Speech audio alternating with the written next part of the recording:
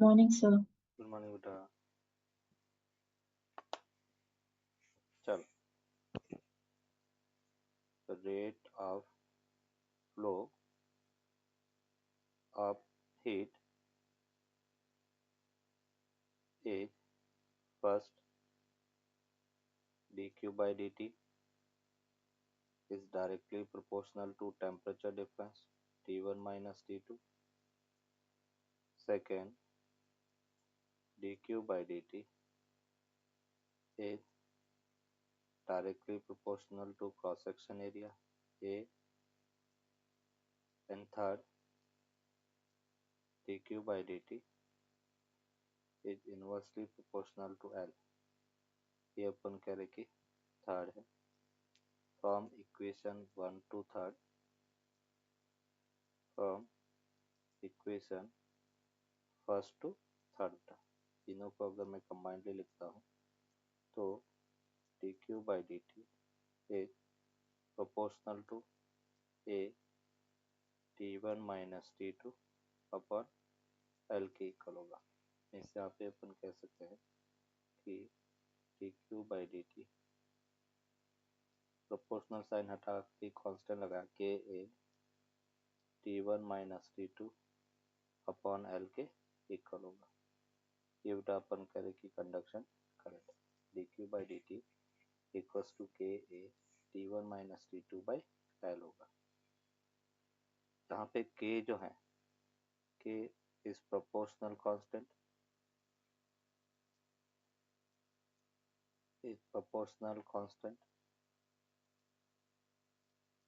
and which is called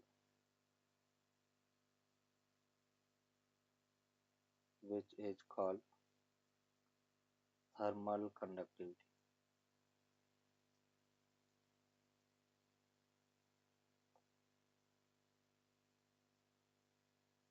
इसको अपन thermal conductivity कहेंगे। अगर हम इसकी एसआई यूनिट की बात करें कंडक्टिविटी की, एसआई यूनिट होगा वॉट पर मीटर स्क्वायर केल्विन, ये इसकी एसआई यूनिट है। और thermal conductivity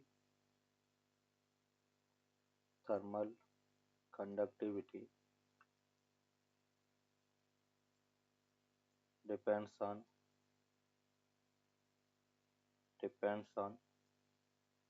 the nature of the material,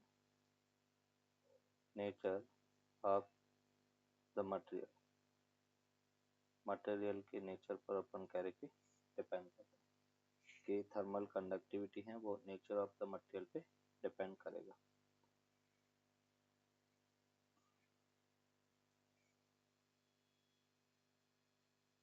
steady state condition,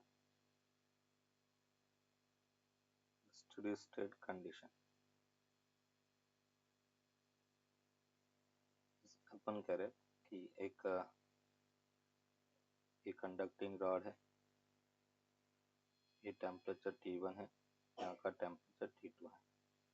इसके बीच में बेटा अपन करें कि एक पॉइंट P है, तो हम कहेंगे कि ड्यूरिंग स्टेडी स्टेट इस P पॉइंट पर incoming heat equals to outgoing heat होगा। मीन्स हम कह सकते हैं dq by dt incoming equals to dq by dt outgoing होगा। तो ड्यूरिंग स्टेडी स्टेट किसी एक जंक्शन पर आने वाली हीट जाने वाली हीट के इक्वल होगा incoming heat equals to outgoing heat. अभी देखो इससे रिलेटेड एग्जांपल देखते हैं।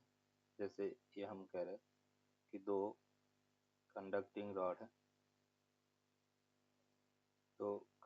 रॉड है, इसका लेंथ L1, ये L2, कंडक्टिविटी K1, ये K2, यहाँ का टेम्परेचर T1, ये T2 है, और इस जंक्शन का टेम्परेचर क्या है वो अपने को फाइंड करना है। Find the temperature of junction. Junction का टेम्परेचर फाइंड करने के लिए अपन कहेंगे कि during steady state dq by dt incoming equals to dq by dt outgoing. Incoming heat equals to outgoing heat होगा। इनकमिंग हीट को अपन लिखेंगे K1 A T1 minus TJ अपन करे लेंथ L1, ये अपने पास K2A and TJ minus T2 upon L2। Means यहाँ से हमें मिला A से कैंसिल आउट, मीन्स K1 ये बेटा अपन कह रहे कि T1 L2 minus K1 TJ L2 equals to K2 L1 TJ minus K2 T2 L1। इस यहाँ से अपने को मिला K1 T1 L2 plus K2 T2 L1 equals to K1 L2 plus K2 L1 into TJ। जो junction का temperature अपने को मिला वो मिला K1 T1 L2 plus K2 T2 L1 upon K1 L2 plus K2 L1 के equal. ये अपन करेंगे जंक्शन।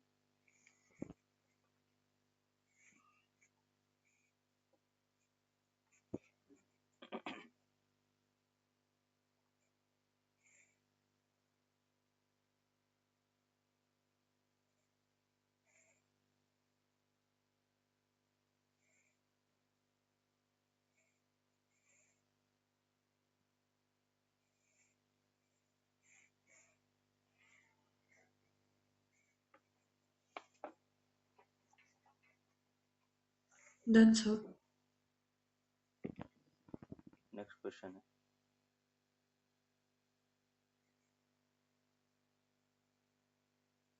ये सपोज अपन करें कि 3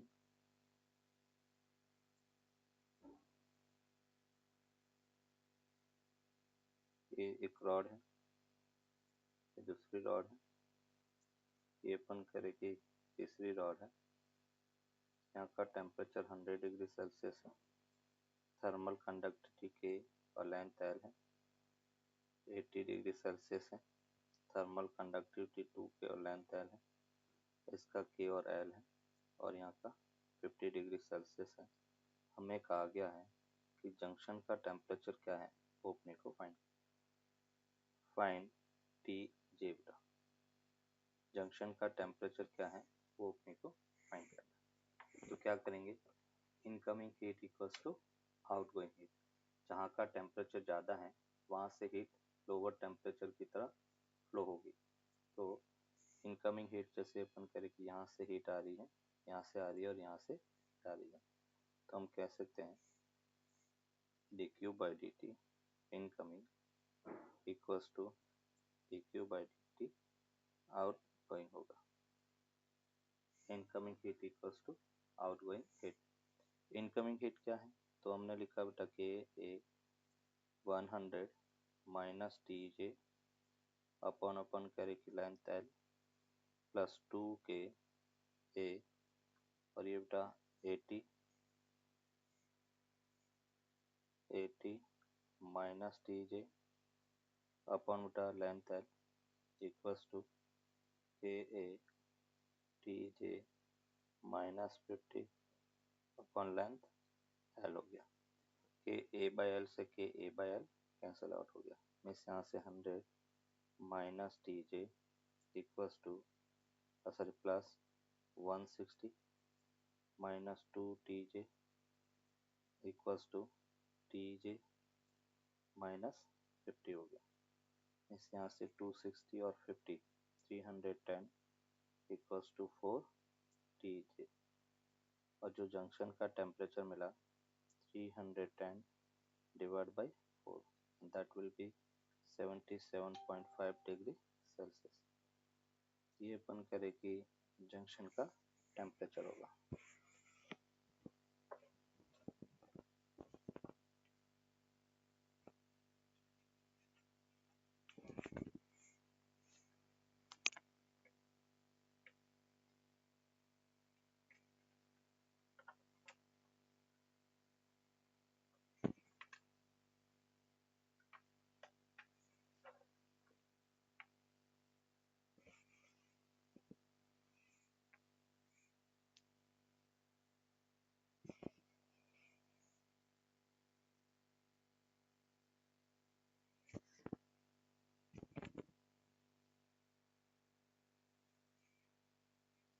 नेक्स्ट देखो,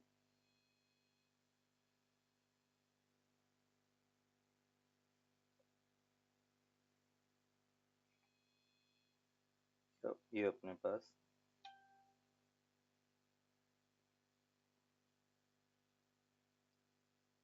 ये दो रॉड है टी शेप में, कंडक्टिविटी के लेंथ एल है, इसका भी कंडक्टिविटी के लेंथ एल है, यहाँ का टेम्परेचर T1, यहाँ का टेम्परेचर T2, ये बेटा अपन करेंगे T3 है, और हमें जंक्शन का टेम्परेचर फाइंड करना, फाइंड टी जे बेटा, इसके जंक्शन का टेम्परेचर क्या होगा वो अपने को फाइंड करना। इसमें बेटा अपन क्या करेंगे, incoming heat equals to outgoing heat. Incoming heat कैसे, तो यहाँ से अपन करेंगे हीट इनकमिंग, ये बेटा अपन करेंगे, सॉरी यहाँ से इनकमिंग हो रहा, इस दोनों एंड से अपन कर आउटगोइंग, कोई भी एक एंड से अपन इनकमिंग और दूसरों से आउटगोइंग ले सकते हैं, आंसर सब में सेम मिलेगा। तो इसमें अपन कहेंगे D Q by D T, ये बेटा incoming heat equals to D Q by D T outgoing heat. अभी इनकमिंग हीट के लिए बात करें तो यहाँ से होगा K A T1 minus T J upon L हो गया, equals to K A T J minus T2 upon L by two हो गया, and plus K A T J minus T3 upon L by two हो गया, K A by L से K A by L cancel out, means T1 minus T J equals to 2TJ minus 2T2 plus 2TJ minus 2T3, means यहाँ से अपने को मिला T1 plus 2T2 plus 2T3 equals to 5TJ बेटा। तो जो junction का टेम्परेचर अपने को मिला T1 plus 2T2 plus 2T3 divide by 5, ये इसका आंसर। एक एंड से मतलब इस यहाँ से हीट आएगी, ज़्यादा टेम्परेचर से कम टेम्परेचर की तरफ हीट का फ्लो होता है, तो मैं ये कह सकता हूँ D Q by D T incoming equals to D Q by D T out going.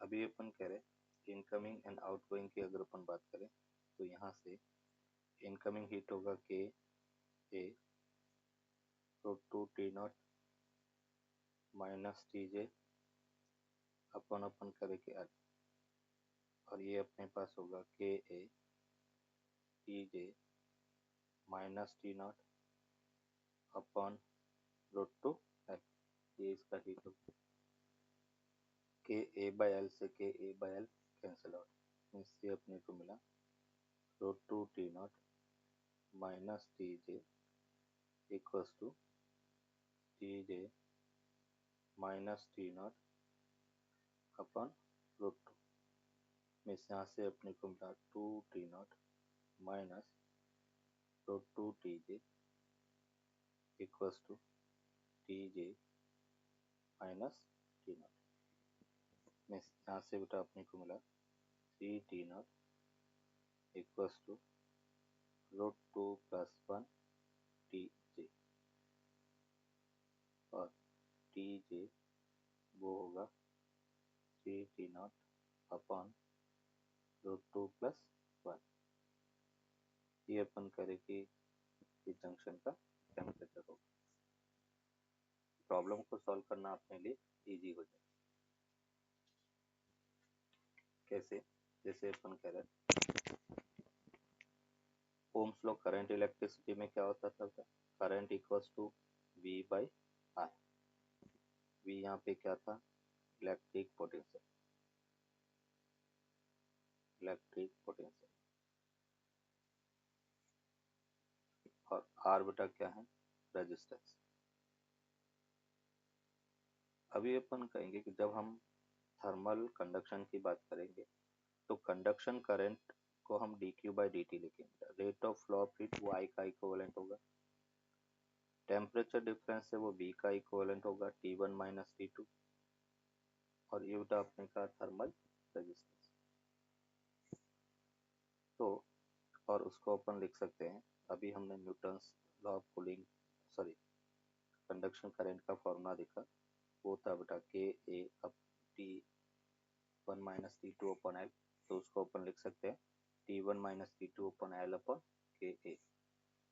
तो जो अपन कह रहे कि रेजिस्टेंस है वो रेजिस्टेंस अपने पास क्या होगा, थर्मल रेजिस्टेंस एल अपॉन के ए के इक्वल होगा। ये यहाँ पर थर्मल रेजिस्टेंस है,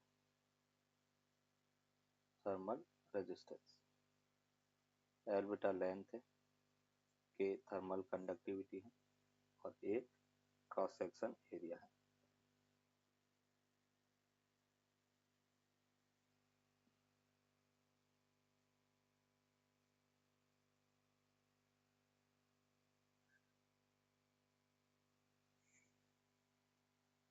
अभी बेटा इससे अपने को एडवांटेज क्या हुआ, तो जैसे अपन सीरीज और पैरेलल कॉम्बिनेशन देखते थे रेजिस्टेंस का, सेम अपन अभी रॉड का भी सीरीज पैरेलल कॉम्बिनेशन देख सकते हैं।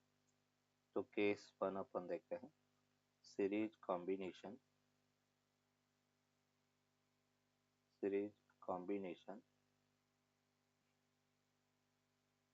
ऑफ टू रॉड्स, दो रॉड्स अपन कह रहे कि सीरीज कॉम्बिनेशन में है, series combination of two rods. जैसे बेटा अपन कह रहे कि एक रॉड है, अनदर बेटा दूसरी रॉड है, इसकी लेंथ L1, ये बेटा L2 है, ये K1 और ये K2 है। क्रॉस सेक्शन दोनों का सेम है।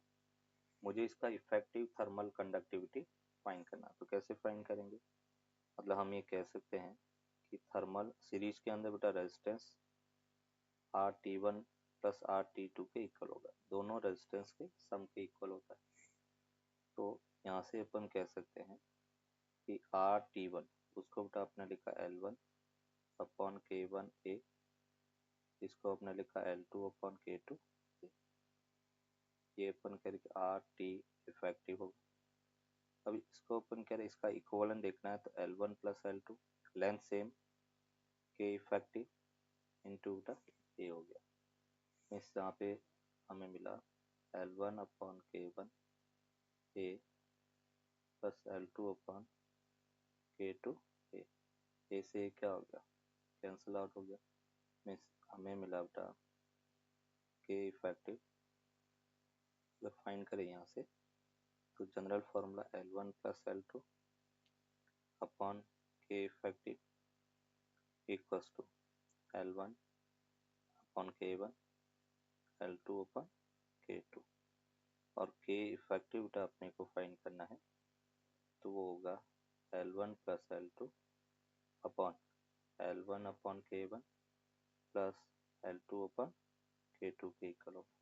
और उसको जब अपन सॉल्व करेंगे तो L1 प्लस L2 इंटू बेटा K1 K2 upon K2 L1 plus K1 L2 के इक्वल होगा। ये अपन करेंगे effective thermal conductivity, effective thermal conductivity equal. अगर एन डॉट से सभी इक्वल लेंथ और इक्वल क्रॉस सेक्शन की है तो अपन कह रहे कि इफेक्टिव थर्मल कंडक्टिविटी का फॉर्मूला होगा N upon K1 plus K effective equals to 1 upon K1 plus 1 upon K2 to टू 1 अपॉन Kn के इक्वल होगा।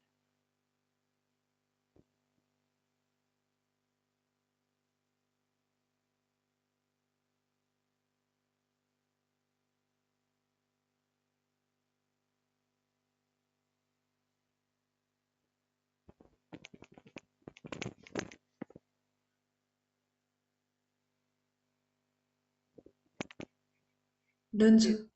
केस 2 का अपन देखेंगे, if two rods are connected in parallel, तो उसका इफेक्टिव थर्मल कंडक्टिविटी क्या होगा वो अपन देखेंगे। if two rods are connected in parallel, जैसे बेटा अपन करें कि ये एक सपोर्ट है, एक रॉड ये है, दूसरा रॉड अपन करें कि ये है, ये लेंथ अपन करें कि L है, यहाँ पे अपन करें कि थर्मल कंडक्टिविटी K1 है, ये अपने पास K2 है, ये टेम्परेचर T1 है और ये T2 है। तो यहाँ से अपन करेंगे ये दोनों पैरेलल, इसका क्रॉस सेक्शन बेटा A1 है, सेकेंड रॉड है, इसका क्रॉस सेक्शन A2 है। तो यहाँ से अपन कहेंगे कि अगर मैं 1/RT इफेक्टिव की बात करता हूँ, पैरेलल में रेजिस्टेंस बेटा 1/R1 प्लस 1/R2 के इक्वल होगा। तो ये अपने पैरेलल का रेजिस्टेंस है।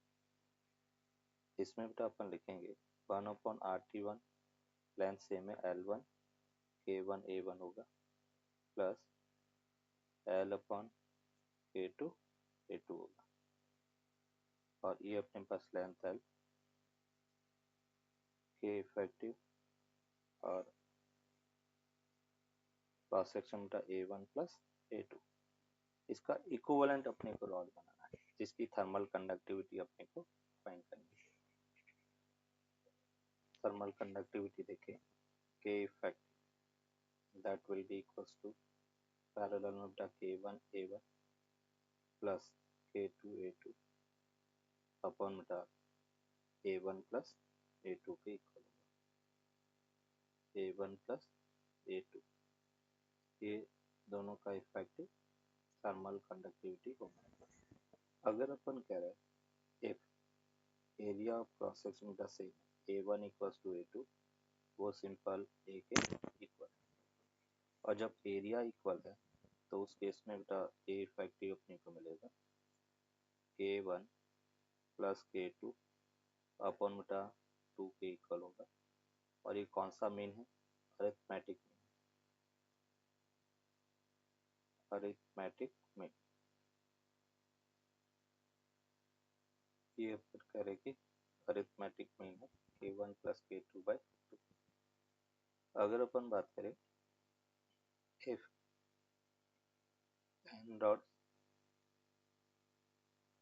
n rods are connected in parallel, अगर n rods पैरेलल है तो क्या होगा, K effective equals to K1 plus K2 plus up to Kn upon n के इक्वल होगा, K1 plus K2 plus up to Kn divide by n के equal होगा।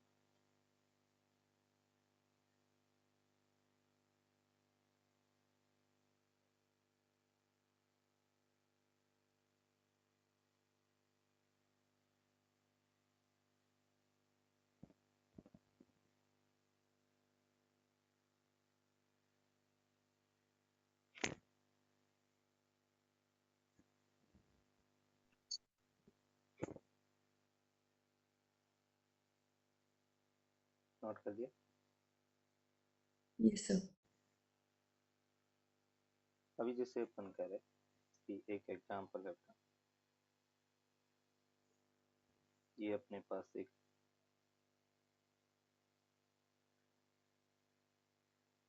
एक रॉड है, इसका टेम्परेचर 100 डिग्री सेल्सियस है, ये बेटा 0 डिग्री सेल्सियस है। यहाँ पे अपन करें कि 10 मीटर है, ये ए वो 0.5 मीटर स्क्वायर है, थर्मल कंडक्टिविटी के 2 वाट पर मीटर पर डिग्री सेल्सियस है, और हमें कहा गया find out find out the heat current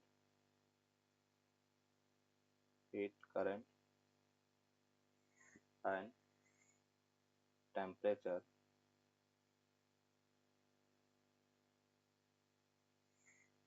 at any distance x, at any distance x distance पर अपन कह रहे कि टेम्परेचर फाइंड करना। तो कैसे फाइंड करेंगे, जैसे बेटा अपन कह रहे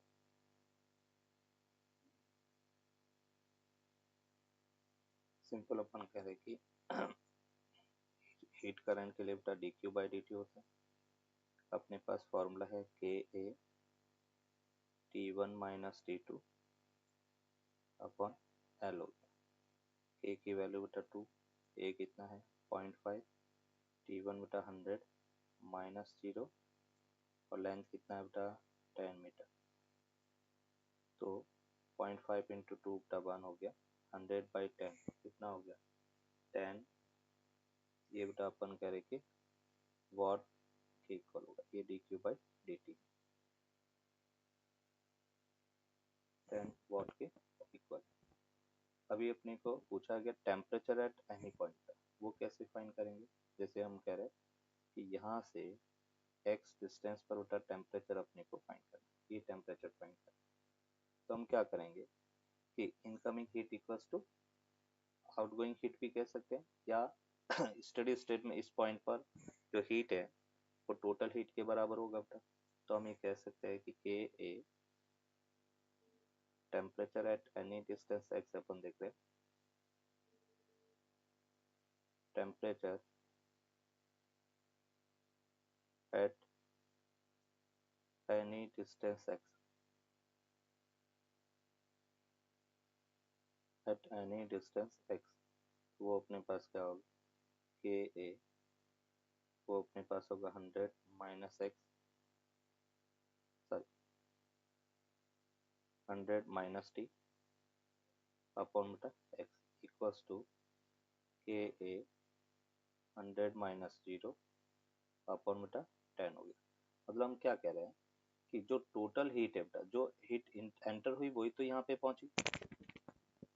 तो अपन कह सकते हैं कि KA 100 minus t/x equals to this, K से K कैंसिल आउट हो गया, 100 माइनस t इक्वल्स टू बेटा 10x हो गया। तो T जो टेम्परेचर है वो होगा 100 माइनस 10x के इक्वल होगा। x की वैल्यू बेटा पुट करेंगे तो वहां पर अपने को टेम्परेचर मिल जाएगा।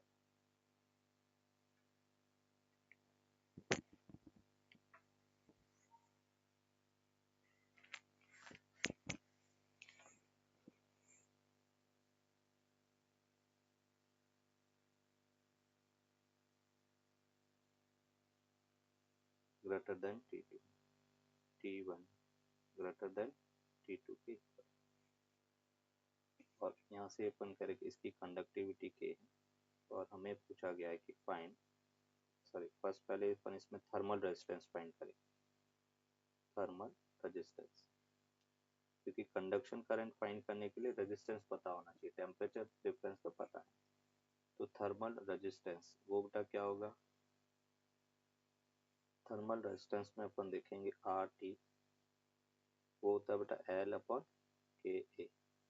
पेन तो L दिया हुआ है, K पता है, A क्या होगा बेटा, तो A ये वाला एरिया होगा, यहाँ पे करंट ऐसे फ्लो होगा, इसमें ऐसे। तो ये वाला जो एरिया है वो अपन कह रहे कि हमें कंसीडर करना, तो L हो गया, ये K हो गया, एरिया को अपन लिखेंगे 5R2² माइनस R1, ये थर्मल रेजिस्टेंस। अभी अपन कह रहे हैं कि मुझे कंडक्शन करंट फाइंड करना है, कंडक्शन करंट।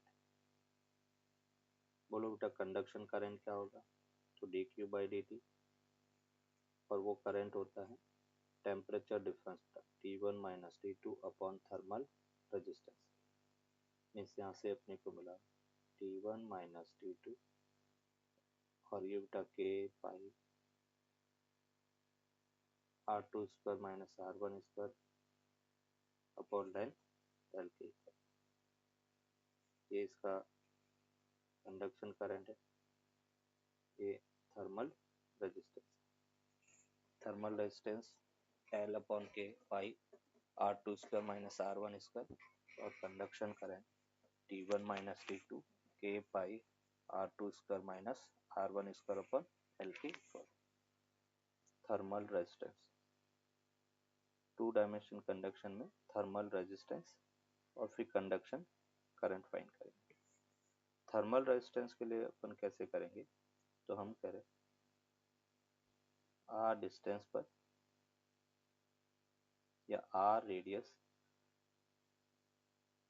और dr थिकनेस का एक सिलिंड्रिकल एलिमेंट लिया। R डिस्टेंस है और ये अपन कह रहे कि dr थिकनेस का एक सिलिंड्रिकल एलिमेंट लिया।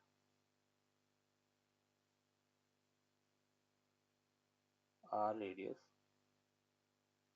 और dr थिकनेस का एक सिलिंड्रिकल एलिमेंट लिया।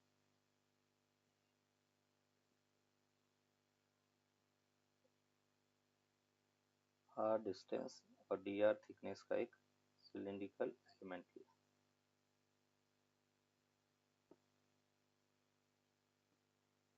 ये अपन करें कि इसका थिकनेस dr, ये सिलिंड्रिकल एलिमेंट है।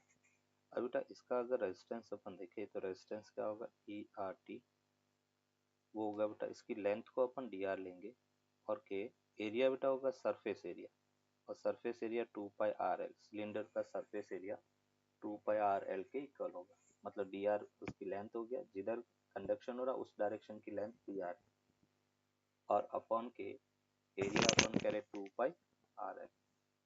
टोटल रेजिस्टेंस बेटा अपन देखेंगे तो RT ये हो गया 1/2πKL integration dr upon R, limit R1 to R2 में से यहाँ से बेटा अपने को मिला RT equals to 1/2πKL limit ln R2 minus ln R1, 1/r dr ln R होता है, limit upper limit minus lower limit, तो थर्मल रेजिस्टेंस अपने को मिला ln R2/R1 अपॉन 2πKL, ये इसका थर्मल रेजिस्टेंस होगा।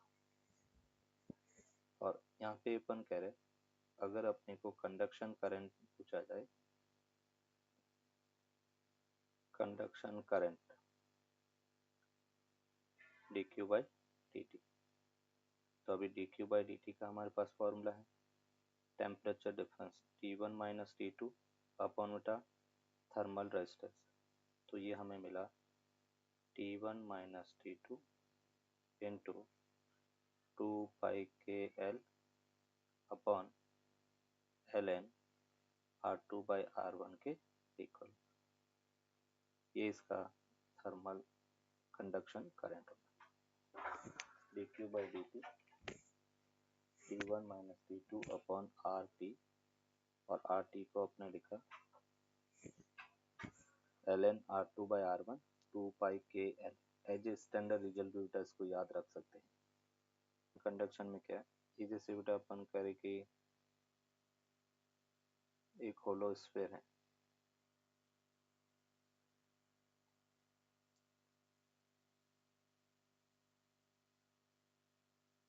ये बेटा अपन करें कि एक होलो स्फीयर है, inner radius R1, outer radius R2 है, अंदर का टेम्परेचर T1, बाहर का टेम्परेचर T2, और T1 ग्रेटर देन T2 है, कंडक्टिविटी बेटा K के इक्वल है।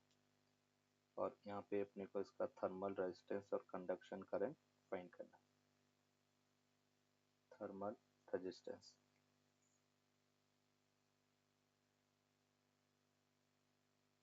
थर्मल रेजिस्टेंस कैसे फाइंड करेंगे, तो यहाँ पे सिंपल अपन कह सकते हैं एक स्फेरिकल शेल एलिमेंट लेंगे, R radius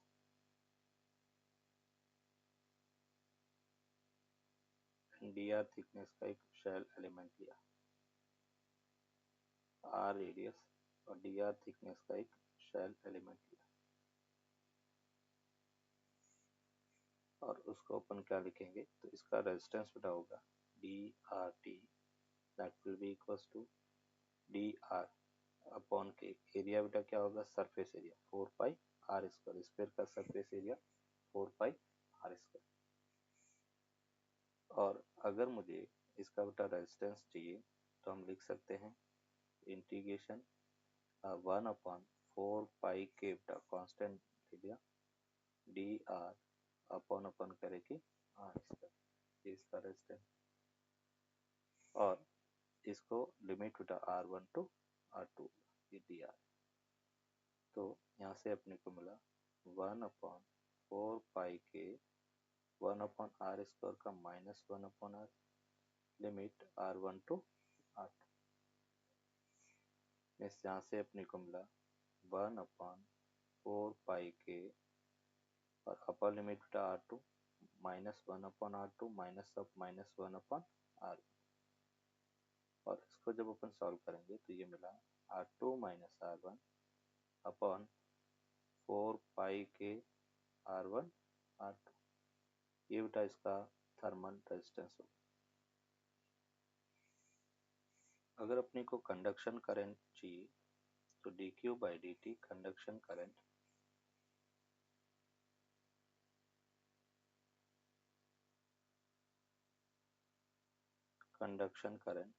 dq by dt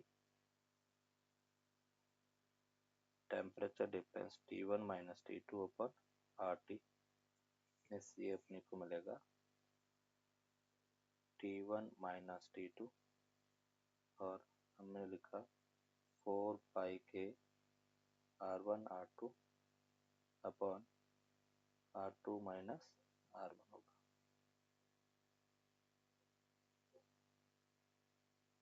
ये इसका कंडक्शन करंट।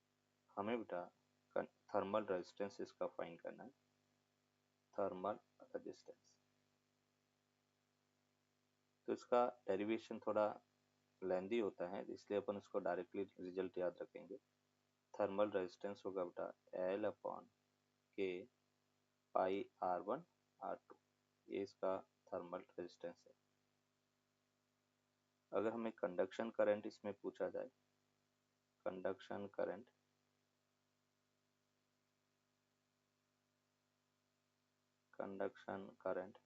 तो करंट अपने पास dq बाई dt, ये होगा बेटा temperature difference T1 minus T2 upon resistance RT, तो T1 माइनस T2 ये बेटा k पाई R1 R2 upon length L के इक्वल होगा। ये अपने पास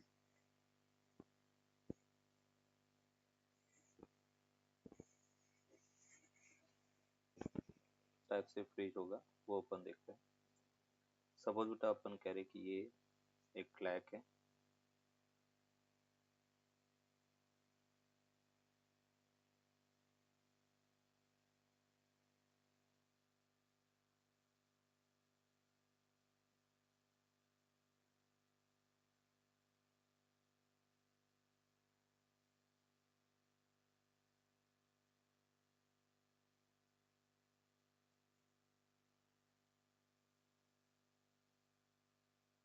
ये बेटा अपन कह रहे कि क्लैक है, सराउंडिंग का टेम्परेचर बेटा माइनस T डिग्री सेल्सियस है। सपोज अपन कह रहे कि किसी मोमेंट पर ऊपर से ये फ्रीज होती हुई बेटा लेयर आई और x डिस्टेंस तक बेटा अपन कह रहे कि आइस फ्रीज हुआ, ये अपन कह रहे कि x डिस्टेंस तक आइस बन गया, ये पूरा आइस है। और अभी अपन कह रहे कि dx थिकनेस का और लेयर फ्रीज हो रहा था, ये dx है, x डिस्टेंस तक फ्रीज हो चुका है और अभी dx और फ्रीज हो रहा है, ये थिकनेस dx है। तो क्या होगा, इसमें से हीट बेटा सराउंडिंग में जाएगी और जो फ्रीज हो रहा है तो उसका टेम्परेचर 0 डिग्री सेल्सियस होगा। तो मैं यहाँ पे कह सकता हूँ कि जो फ्रीज हुआ उस आइस ने अपनी हीट को रिलीज किया और वो हीट, इसका आइस का थर्मल कंडक्टिविटी के है, वो सराउंडिंग में जाएगी। 0 minus of minus T upon बेटा अपन कैरे की डिस्टेंस हो गया। मीन्स इसको हमने लिखा D Q by D T equals to बेटा K A T upon X के इक्वल। अभी अपन कह रहे हैं कि मुझे डी क्यू की अगर अपन बात करें, डी क्यू बेटा, डी क्यू क्या होगा, mass into latent heat of fusion बेटा, तो एम इंटू एल है, मास को अपन लिखेंगे volume A into D X into density rho into latent heat of fusion. ये वैल्यू बेटा अपन यहाँ पे रखेंगे, तो A rho L F D X by D T equals to K A T upon x हो गया। ए से क्या हो गया, कैंसिल आउट। मीन्स यहाँ से अपन को टाइम चाहिए, तो D T rho L F K T X into D X, दोनों तरफ integration x1 t equals to 0 और x2 से टाइम t हो गया।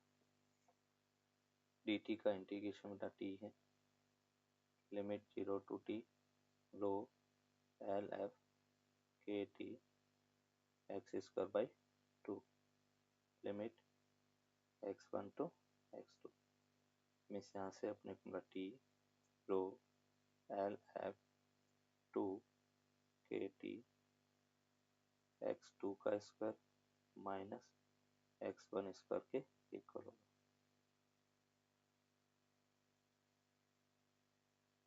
ये अपन करें कि टाइम टेकन होगा, रो एल एफ 2 के T x2 square minus x1 square के इक्वल होगा। अगर अपन करें इफ x1 बेटा 0 है, इनिशियली कोई भी आइस फ्रीज नहीं हुआ था, तो जो x2 है उसको अपन कहेंगे x, तो x थिकनेस तक लेयर बनने में टाइम लगेगा, रो एल एफ अपॉन 2 के टी एक्स स्क्वायर के इक्वल होगा। ये बेटा टाइम टेकन है। यहाँ पे रो क्या है, रो डेंसिटी है, L latent heat of fusion है, लेटेंट हीट ऑफ फ्यूजन, और के जो है थर्मल कंडक्टिविटी ऑफ आइस है,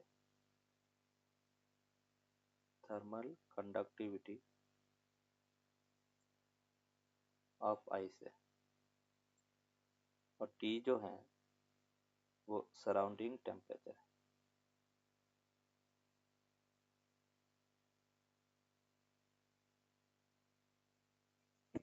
ये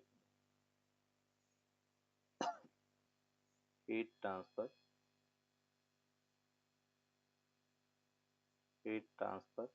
will takes place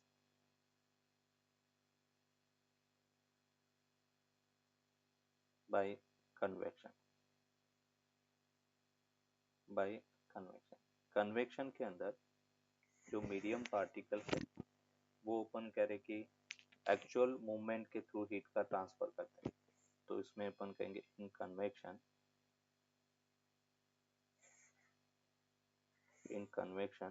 heat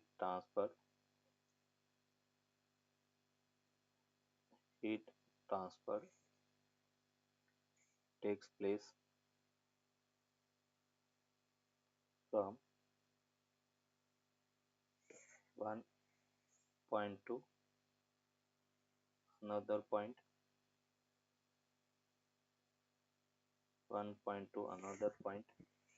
through actual movement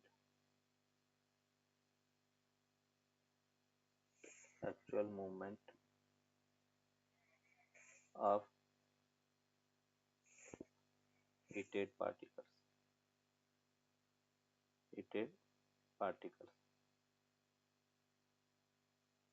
In convection,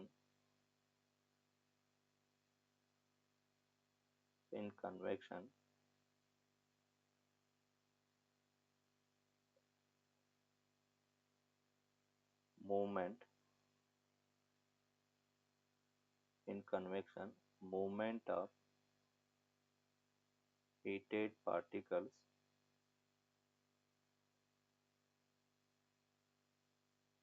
will occurs due to movement of heated particles will occurs due to heated particles will occurs due to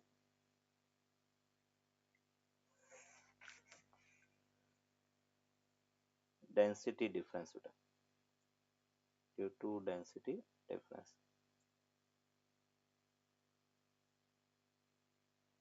In convection, movement of heated particles will occur due to density difference. And density difference के कारण किस type से होगा?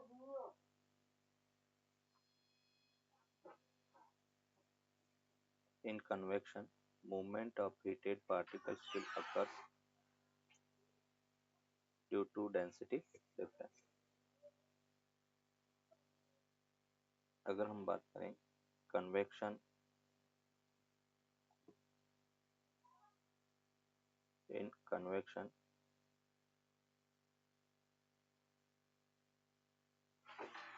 अगर हम heating current की बात करें, heating current always flow anti gravity, gravity के ऑपोजिट बेटा अपन कह रहे कि फ्लो होगा. Heating current always flow anti gravity. दूसरा बेटा अपन कहेंगे अगर हम कूलिंग करंट की बात करें, cooling current flows towards gravity, towards gravity. जैसे बेटा अपन कह रहे कि घर के अंदर एसी अपन वॉल पर माउंट करते हैं और हीटर है वो नीचे लगाएंगे. एसी ऊपर होगा तो कूलिंग करंट नीचे आएगी तो नीचे वाला एरिया ठंडा होगा, और हीटर अपन लगाएंगे तो पूरा रूम, अगर हीटर को भी अपन वॉल पे माउंट करेंगे तो क्या होगा, केवल सीलिंग गर्म होगी, नीचे अपन कह रहे कि हीटिंग करंट नहीं आएगी क्योंकि वो हमेशा एंटी ग्रेविटी फ्लो होता है. फ्रीज के अंदर जो फ्रीजर वाला सेक्शन होता है वो सबसे टॉप में होता है. रीजन क्या है कि जो फ्रीजर पार्ट है वहां से कूलिंग है वो नीचे आएगी तो पूरा फ्रिज ठंडा होगा. अगर अपन कह रहे कि फ्रीजर को हम नीचे रख दें तो अपन कह रहे पूरा का पूरा फ्रिज कंपार्टमेंट ठंडा नहीं होगा क्योंकि कूलिंग करंट हमेशा नीचे की तरफ फ्लो होती है. अभी अपन कन्वेक्शन देखें तो कन्वेक्शन मोस्टली दो पार्ट में हम डिस्कस करेंगे. एक तो होता है नेचुरल कन्वेक्शन, जैसे सिंपल अपन पानी को गर्म कर रहे हैं या अपन कह रहे चाय बना रहे हैं, that is the part of natural convection जिसमें डेंसिटी डिफरेंस के कारण जो करंट है वो अपन कह रहे कि एंटी ग्रेविटी फ्लो होता है. एंटी ग्रेविटी ये नेचुरल कन्वेक्शन के अंदर होता है. इस टाइप से अपन कह रहे कि अगर करेंगे तो यहाँ पे अपन कह रहे कि करंट ऐसे फ्लो होगी.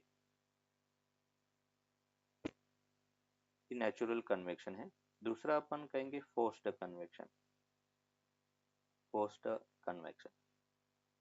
एंड फोर्स्ड कन्वेक्शन में अपन कहेंगे कि हीट का फ्लो सभी डायरेक्शन में करने के लिए हम एक्सटर्नल फोर्स यूज करते हैं. जैसे blood circulation in body, blood circulation है वो बॉडी के टेम्परेचर को मेंटेन करता है, तो बॉडी का टेम्परेचर मेंटेन करने के लिए अपन कह रहे हैं कि हार्ट को पंप करना पड़ता है. इसलिए यहाँ पे हीट का फ्लो हेड में भी होता है और फीट में भी होता है, मतलब टुवर्ड्स ग्रेविटी भी हो रहा है और एंटी ग्रेविटी भी हो रहा है, बट उसके लिए हमें एक्सटर्नल फोर्स लगाना पड़ रहा है.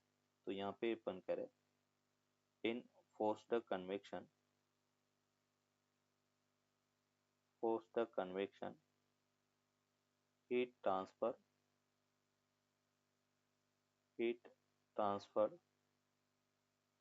will takes place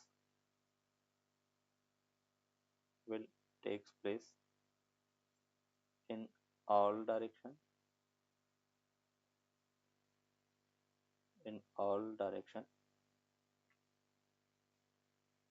due to external force,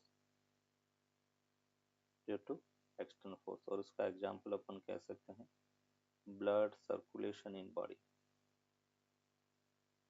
blood circulation in body is the example of forced convection. ये अपन कह रहे कि फोर्स्ड कन्वेक्शन का एग्जांपल है। दूसरा अपन कह रहे कि अगर हम कन्वेक्शन की बात करें तो कन्वेक्शन का एग्जांपल कैसा है, तो जो रेनी साइकिल है वो ड्यू टू कन्वेक्शन प्रोसेस बनता है।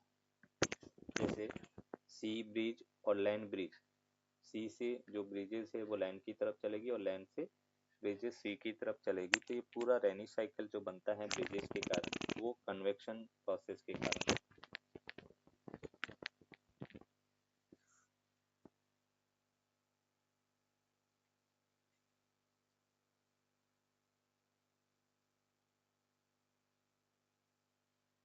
दूसरा जैसे अपन कह रहे कि पोलर वाटर होता है, जहाँ पे अपन कह रहे कि एक्वाटिक लाइफ पॉसिबल है, वो भी ड्यू टू कन्वेक्शन प्रोसेस है। इसलिए अपन कह रहे कि जो कन्वेक्शन में टॉप आइस है, मतलब ऊपर से फ्रीज होना स्टार्ट करता है, पूरा का पूरा लेक एक साथ फ्रीज नहीं होती है। अगर पूरा की पूरी लाइफ मतलब एक साथ फ्रीज होती तो उस केस में अपन कह रहे कि उनकी लाइफ पॉसिबल नहीं होती। मीडियम रिक्वायर्ड, तो मीडियम रिक्वायर्ड,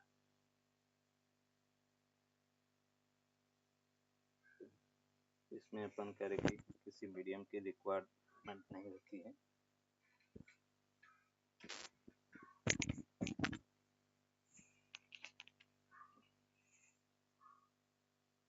रेडिएशन बेसिकली है क्या, तो रेडिएशन वो अपन कह रहे कि इलेक्ट्रोमैग्नेटिक वेव है,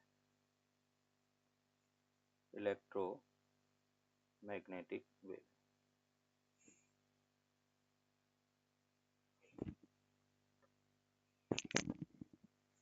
इलेक्ट्रोमैग्नेटिक वेव में कौन कौन सी वेव होती है, तो हम कहेंगे जैसे फर्स्ट रेडियो वेव है,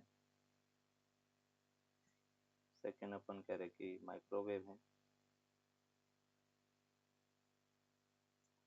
थर्ड अपन कहेंगे इंफ्रारेड है, फोर्थ अपन कहेंगे विजिबल है, फिफ्थ अपन कहेंगे एक्सरे है, सॉरी अल्ट्रावायलेट है, अल्ट्रावायलेट। सिक्स अपन कह रहे कि एक्सरे है, नेक्स्ट अपन कह रहे कि गामा रे है, और लास्ट अपन कहेंगे कॉस्मिक रे है। ये बेटा इलेक्ट्रोमैग्नेटिक वेव है। जैसे हम टॉप से बॉटम आएंगे तो फ्रीक्वेंसी बढ़ती है, और बॉटम से टॉप जाएंगे तो वेवलेंथ इंक्रीज होगा। अर्थ की सरफेस को हीटअप करने का काम इंफ्रारेड रेडिएशन करता है। मतलब अपन करें इंफ्रारेड है, that is the cause of heating of the earth surface, earth surface. Sun से आने वाली जो रेडिएशन पहले अर्थ पे पहुंचेगी, और उसके बाद में अपन कह रहे कि कन्वेक्शन के थ्रू अपन कह रहे कि एटमॉस्फेयर है वो हीटअप होता है।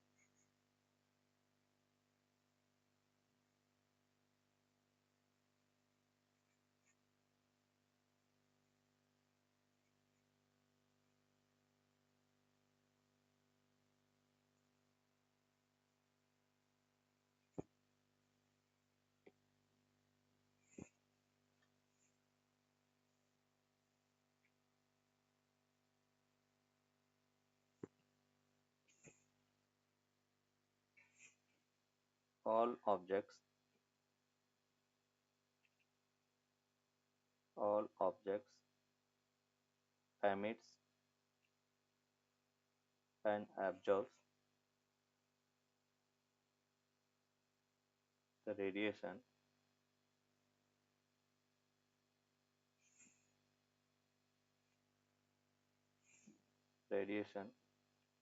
at all objects emits and absorbs the radiation above absolute zero, above absolute 0 kelvin above absolute 0 kelvin. अपन कह रहे अबव 0 केल्विन पर अपन कह रहे हैं हर ऑब्जेक्ट एमिट्स और absorbs radiation above absolute 0 kelvin. ये टू वे प्रोसेस है, मतलब साइमल्टेनियसली वो एब्जॉर्ब भी करेगा और एमिट भी करेगा। इसमें अपन कह रहे कि case 1, if rate of emission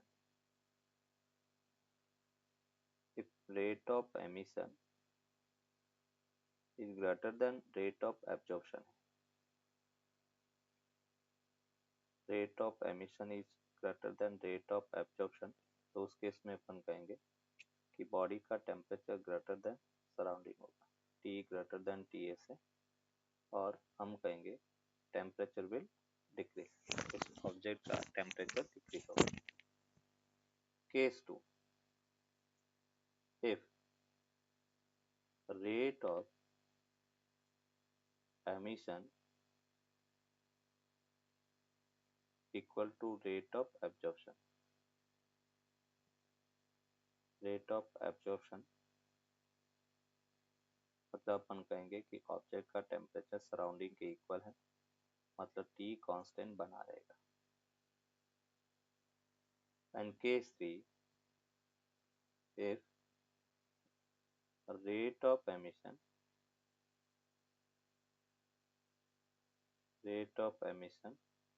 is less than rate of absorption,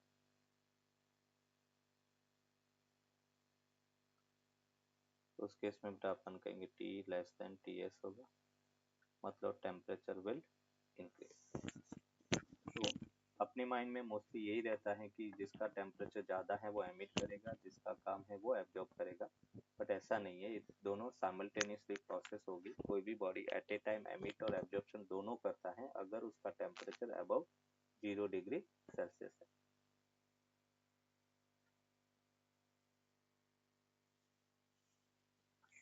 अभी यहाँ पे एक टर्म डिफाइन करेंगे, that is black body. Black body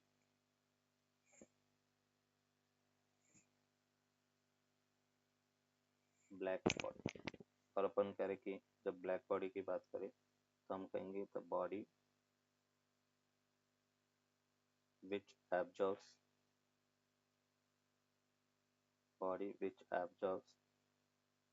and emits all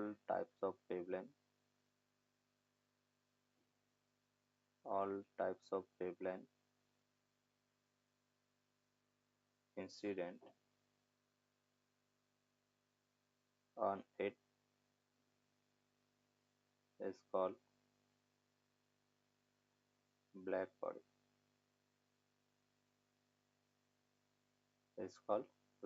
The body which absorbs and emits all types of wavelength incident on it is called black body.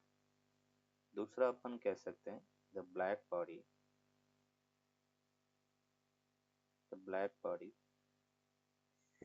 is the 100% absorber and the 100% emitter. Black body है वो 100% absorber और अपन करें कि 100% emitter है। अभी अपन कह रहे हैं the black body is 100% absorber and 100% emitter. the sun जो है उसको अपन नेचुरल ब्लैक बॉडी कहेंगे। the sun is the perfectly natural black body,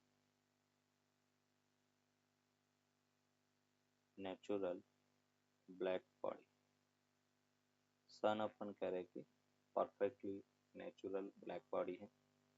अगर हम आर्टिफिशियल ब्लैक बॉडी की बात करें तो यहाँ पे अपन करें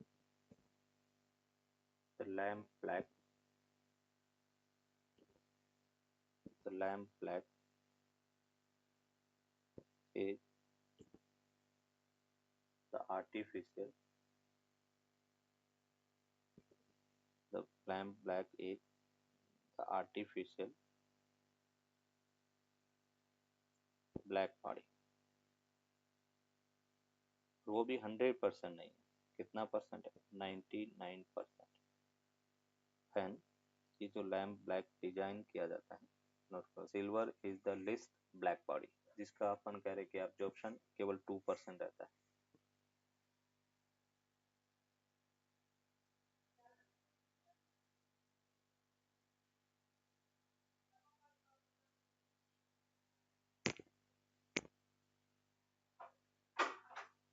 Done, sir.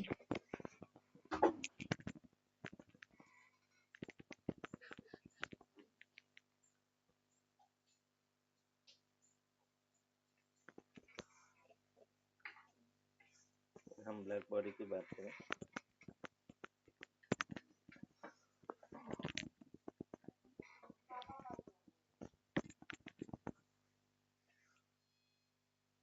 ब्लैक बॉडी की अगर अपन बात करें जो फेरी ने डिजाइन की है,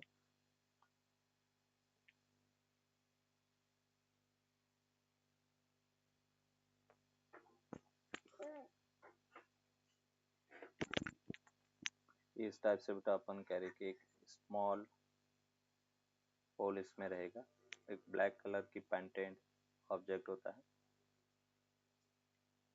इस टाइप से अपन कह रहे कि टोटल इंटरनल रिफ्लेक्शन होता रहेगा।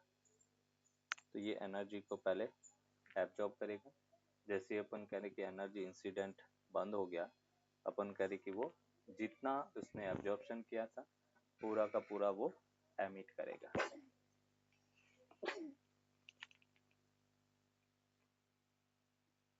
तो ये अपन कह रहे कि एब्जॉर्प्शन एंड एमिट है। जैसे अपन कह रहे कि जो काजल होता है ना, आईज, वो भी एक ब्लैक बॉडी की तरह काम करता है। बेसिकली काजल को अपन यूज कैसे करते हैं, आंखों की हीट को एब्जॉर्ब करने के लिए यूज करते हैं। बट प्रॉब्लम ये होता है कि जब हम धूप में जाते हैं तो वो हीट को भी एब्जॉर्ब करता है, सन की हीट को भी एब्जॉर्ब करेगा। तो जो ठंडक की बजाय अपन कह रहे कि वो उल्टा नुकसान करता है। इसलिए छोटे बच्चों को काजल नहीं लगाना चाहिए, ऐसा डॉक्टर सजेस्ट करते हैं। क्यों? क्योंकि अपन कह रहे कि जो सराउंडिंग की हीट है उसको वो एब्जॉर्ब करेगा, क्योंकि ब्लैक कलर की होती है। तो और होता क्या, वो बेसिकली एक शूट होता है, मतलब अपन जैसे दिया जलाते हैं तो दिया पर जो कालिक होती है वही अपन कह रहे काजल है। बनाने का तरीका क्या होता है कि जैसे घी का दिया जलाया है ना, और उसके ऊपर कोई अपन बर्तन उल्टा रख लेते हैं तो वो कालिक वहां पे लगेगी और उस कालिक को हटाकर वही काजल होती है। तो ये अपन कह रहे हैं। और जो केमिकल जैसे मार्केट में आती है वो केमिकल वाली होती है, उसमें जो ऑयल है वो यूज करते हैं, पामोलिन ऑयल यूज करते हैं, और ये सब अपन कह रहे हैं कि हार्मफुल रहते हैं। घर के अंदर जो काजल बनाते हैं वो घी से बनाते हैं और वो प्योर काजल रहता है। तो इसलिए अपन कह रहे हैं कि काजल आंखों को नुकसान करती है, फायदा नहीं करती, क्योंकि उल्टा उसको हीट बढ़ाएगी।